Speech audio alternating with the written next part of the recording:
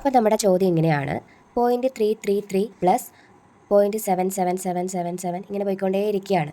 Okay, ഇത് തമ്മിൽ add ചെയ്യുമ്പോൾ എത്ര കിട്ടുമെന്നാണ് നമുക്ക് കണ്ടുപിടിക്കേണ്ടത്.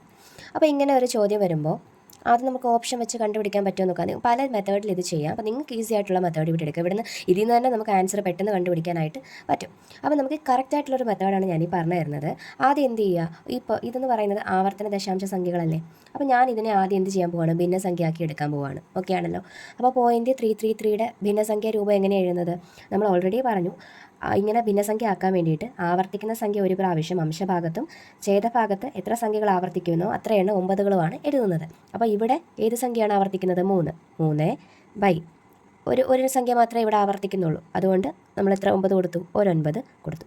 പ്ലസ് ഇവിടെ ഏത് സംഖ്യയാണ്, 7. അപ്പം അംശഭാഗത്ത് 7 ബൈ എത്ര സംഖ്യ ആവർത്തിക്കുന്നു, ഒരു സംഖ്യ ആവർത്തിക്കുന്നുള്ളൂ. അപ്പോൾ എത്ര കൊടുക്കണം, ഒരു 9 കൊടുക്കണം.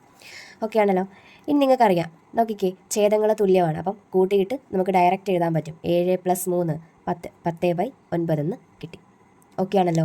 ഈ 10/9 എങ്ങനെ എഴുതാം, നമുക്കറിയാം 1 + 1/9 ആണ് എന്തെന്ന് പറയുന്നത്, 10/9 അല്ലേ. 1 × 9, 9 + 1 10. അങ്ങനെയാണ് നമ്മൾ 10/9 എന്ന് എഴുതിയത്. ആ 1 അവിടെ കിടക്കട്ടെ. 1 + 1/9 നമുക്ക് ദശാംശ സംഖ്യയിലോട്ടാക്കാൻ പറ്റുമല്ലോ. എങ്ങനെയാണ് 1/9 നമുക്ക് എഴുതാം, 0.111 എക്സെട്ര ഇങ്ങനെ പോയിക്കൊണ്ടേയിരിക്കും.